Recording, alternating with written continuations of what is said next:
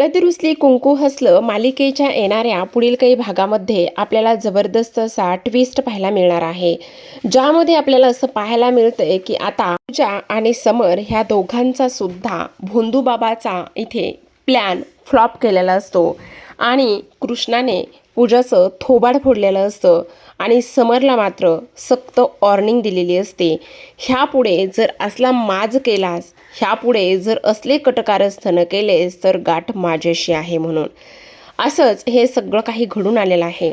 नेमक्या ह्या गोष्टी कशा पद्धतीने घडल्यात, त्याचबरोबर 5 चुका झाल्यानंतर कृष्णासोबत पूजा नेमकी काय करायला तयार होते आणि त्या भोंदूबाबाला कशा पद्धतीने कोण कसं शोधून काढतं, हेच आपल्याला या आजच्या ट्विस्टमध्ये पाहायचं आहे.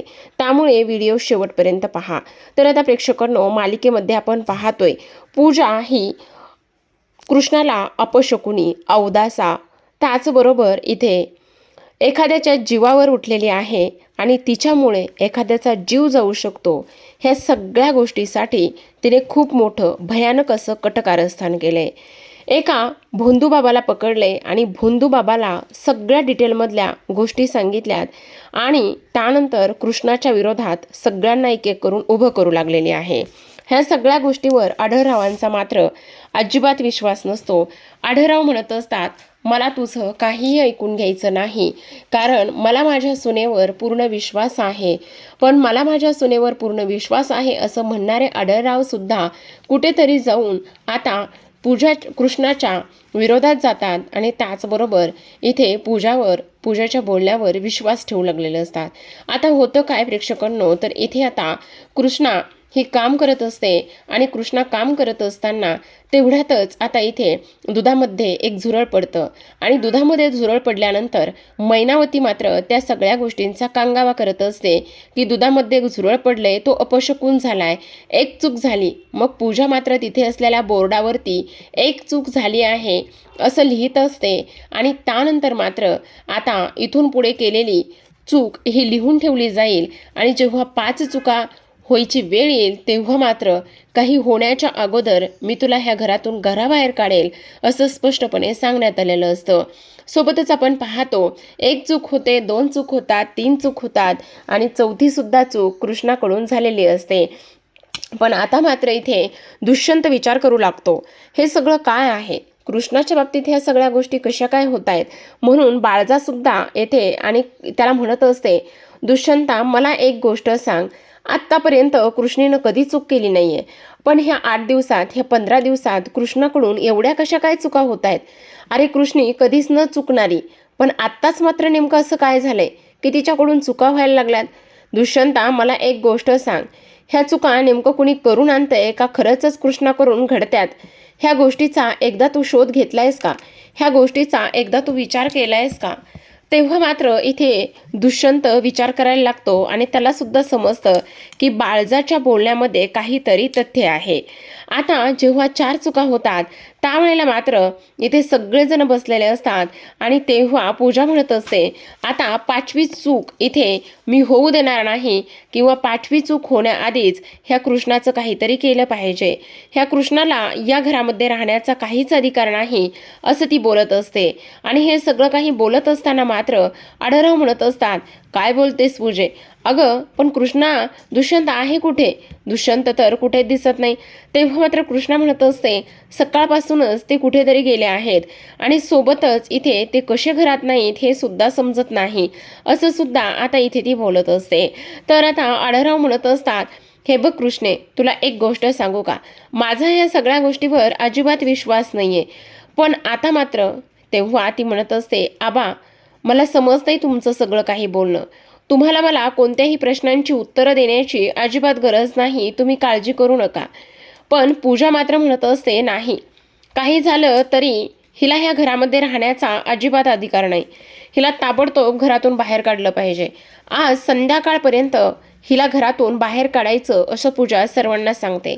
मग आता समर आणि त्याचबरोबर पूजा हे दोघेही जण खोलीमध्ये असतात आणि तेव्हा समर म्हणत असतो, वा वा वा वा, खरं तर रांगडे पाटलांची सून इथे तुम्ही शोभताय बरं का, तुमचं हे सगळं काही बघून मला तर फारच आनंद झाला बरं का. तेव्हा ती म्हणत असते, हो का, तुम्हाला फक्त आनंदच झालाय का, आता तर आपल्याला ह्या सगळ्या घराचं मालक व्हायचंय, ही सगळी प्रॉपर्टी आपल्याला आपल्या नावावर करायची, ही गोष्ट तुमच्या ध्यानात नाही आहे का? तेव्हा समर म्हणत असतो, हो अगदीच बरोबर आहे, हे तर आता ध्यानात आहेच माझ्या. काही जरी झालं ना तरी सुद्धा इथे मी आता ह्या घराचा मालक तर होणारच आहे आणि तुम्ही सुद्धा. आणि त्याचबरोबर त्या कृष्णाची हक्कलपट्टी सुद्धा होणार आहे, असं सुद्धा आता इकडे तो बोलत असतो. तेव्हा इकडे दुसऱ्या बाजूला कृष्णा रडत असते आणि जेव्हा कृष्णा रडत असते तेव्हा मात्र बाळजा तिच्याकडे येते आणि तिला समजावते आणि म्हणत असते, हे बघ, काळजी करू नकोस पोरी, सगळं काही व्यवस्थित होणार आहे. आणि तुला एक गोष्ट सांगू का, काही जरी झालं ना तरी सुद्धा इथे तुला काळजी करण्याची काही गरज नाही. दुष्यंतावर तू विश्वास ठेव आणि दुष्यंतावर विश्वास ठेवल्यानंतर आता सगळं सगळं काही आपल्या मनासारखं होणार आहे. आणि त्याचबरोबर इथे काही जरी झालं तरी सुद्धा इथे तू नको काळजी करूस. पण मी काय म्हणते, हे बघा बाळजाबाई, उगं माझ्यामुळे एखाद्याचा जीव जायला नको. जर एखाद्याचा माझ्यामुळे जीव गेला तर मला मात्र ते अजिबातच आवडणार नाही, असं सुद्धा इकडे ती बोलत असते. तेव्हा आता इकडे लगेच दुष्यंत आलेला असतो. कारण दुष्यंत आता इकडे म्हणत असतो की कृष्णा तू काळजी करू नकोस, आज मात्र मी खूप मोठं काम करून आलोय. तुला एक गोष्ट सांगू का, काही जरी झालं ना तरी सुद्धा एक गोष्ट लक्षात ठेव, तुला ह्या घरातून कोणीही बाहेर काढणार नाही किंवा तुझ्या कोणत्याही गोष्टीमुळे इथे तुला हे घर सोडून जाण्याची किंवा तुझ्यामुळे कोणताही ह्या घरामध्ये अपशकुन वगैरे अजिबात येणार नाही. ह्या सगळ्या गोष्टींची तू अजिबात काळजी करू नकोस, असं स्पष्टपणे आता इकडे तो बोलत असतो. तेव्हा बाळजा म्हणत असते, काय नेमकं काय केलं आहेस तू? तेव्हा तो इकडे म्हणत असतो, त्या भोंदूबाबाला बोललोय मी. आणि तो भोंदूबाबा कोण आहे, कोणाच्या सांगण्यावरून इथपर्यंत येऊन पोहोचलाय, हे सगळं आता उद्या उघड होणार आहे, असं सुद्धा तो इथे बोलत असतो. आता हे सगळं काही बोलल्यानंतर मात्र कृष्णा म्हणत असते, खरं खरं सांगा, तुम्ही त्याला धमकावलं तर नाही ना? तेव्हा ती म्हणत असते, अजिबातच नाही, मी कोणालाही धमकावलं नाही किंवा काहीच केलं नाही. पण आता उद्याच होणार आहे खऱ्याचं खरं आणि खोट्याचं खोटं. कारण तुला एक गोष्ट सांगू का, सगळ्यात महत्त्वाची म्हणजे, हे बघ, आता काही जरी झालं ना तरी सुद्धा इथे तो भोंदूबाबा उद्या येऊन सगळं सत्य सांगणार आहे आणि त्याचबरोबर पुराव्यानिशी. कारण तो जरी पलटला ना तरी सुद्धा एक गोष्ट मात्र नीट आहे की मी त्याचा व्हिडिओसुद्धा शूट करून ठेवला आहे आणि त्याने काढलेला व्हिडिओ हा आता इकडे बाळजाबाईला सुद्धा तो दाखवत असतो. आता मात्र इकडे दुसऱ्या दिवशी सकाळची वेळ असते आणि जेव्हा तो भोंदूबाबा येतो आणि भोंदूबाबा आल्याबरोबर इथे आपण पाहतो की आता भोंदूबाबाला हे लोक काही प्रश्न विचारत असतात आणि भोंदूबाबाला काही प्रश्न विचारल्यानंतर भोंदूबाबा सरळ सरळ आता इकडे लगेचच आरोप करतो, तो म्हणजेच की पूजा आणि समरकडे, आणि म्हणत असतो, ह्या लोकांनी मला इथे हे सगळं काही करायला भाग पाडला आहे, मला माफ करा. खरं तर इथे माझा कुणालाही दुखवायचा हेतू नव्हता. हे बघा, मला पोलिसांच्या ताब्यात तुम्ही देऊ नका. काही जरी झालं तरी मी काहीच नाही केलेलं, प्लीज हे बघा मला सोडा. ह्यांनी मला पैसे दिले होते आणि त्या पैशापायी मला इथे हे सगळं बोलायला भाग पडलं. आता मात्र भोंदूबाबाने ह्या सगळ्या गोष्टी सांगितल्यानंतर तो तिथून निघून जातो. पण कृष्णा मात्र इकडे आता पूजाचं थोबाड फोडत असते. तिला म्हणत असते, अगं बहीण आहेस का कोण आहेस, कैदाशीन आहेस, तुझ्या गोष्टी लक्षात येत आहेस का, तू असं का केलंस म्हणून. तेव्हा मात्र बाळजा सुद्धा पूजाचं थोबाड फोडते. आढळराव तर म्हणत असतात, ही तुझी पहिली आणि आता शेवटची चूक आहे.